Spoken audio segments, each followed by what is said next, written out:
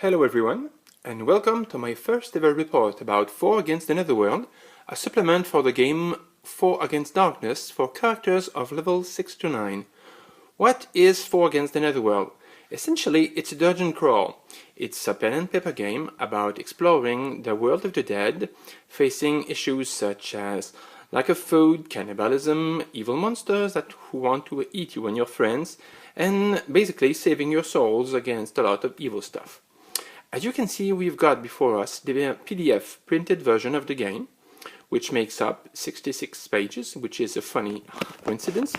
And we've got just here the printed version of the book, which is a gorgeous small manual of format 6 to 9 inches.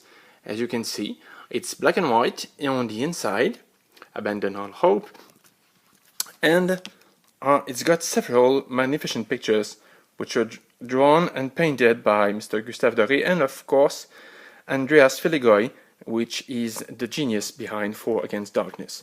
So, the question that was asked is, how does that hellish game play? In fact, you need a few things. You need pencils, you need dice, you need to have a printed map of the known parts of the Netherworld, and you will find handy to either put signets or have a printout of a few pages, which I will be showing you. The first one is, of course, the character sheet. Several are available on the internet. I've printed one which is just gorgeous and very practical, which is a creation of a fan on the Facebook group for 4 Against Darkness. I've also got 8-sided dice, since this is a game for expert level characters, a pencil, an eraser, 6-sided dice for some of the tables, and a few pages of the book, which are the Hex Exploration Rules, which is it's on page 20 and page 21.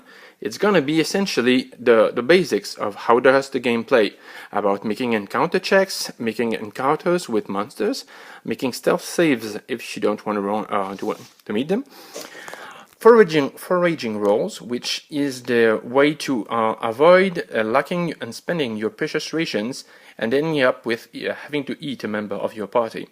And finally, you've got the options to make camp and roll for rest and make an orientation save to get out of a given hex. Also, another page which is important is the terrain challenge table. As you can see, there are very nice icons, which were not drawn by me, but by Mr. Victor Jarsmuts. And as you can see, you've got a few basic values, which are encounter, stealth, foraging, rest, and orientation.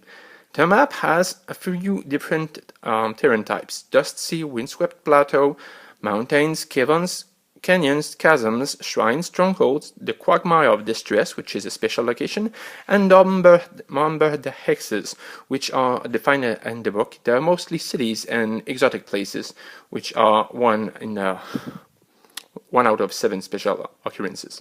Now, how does the game actually play? I won't go into the details of how the fighting rules go. Better people than me and people who master English much better than me have gone through that already. Now, what I'm going to look with you is how do you actually use the map of known parts of the Netherworld to play.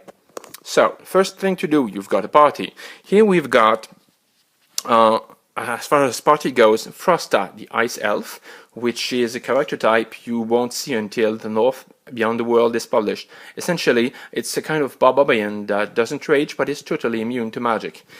They're all female, for reasons which will be revealed in the book. You've got Zug, the Ogre, who's just fancy skin for a barbarian. You've got Viadlesh Zis, a demonologist, which I skinned as a mind flayer. And Washgosh, the cleric. It's a Calacorn from Steve Jackson books. Essentially, it's a 2-headed lizard. One head is a cleric, the other is an atheist, and they keep arguing. It has absolutely no game effect, but it's fun to imagine. And that one's got quite a lot of interesting equipment, as you can see. Magic shield, magic armor, making up for a hefty 5 in defense. So this one's the cleric.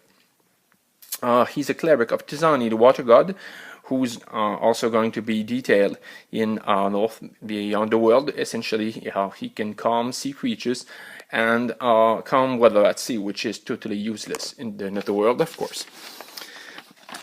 So how do we start with the basic map? You roll a dice. I've taken the liberty of taking a small dice, which we'll also use as a counter to show our progression on the map. So first thing to do, you roll a die. You've got a 5, which means we'll be entering at the lower edge of the map. So that's our first hexagon of entry. So each character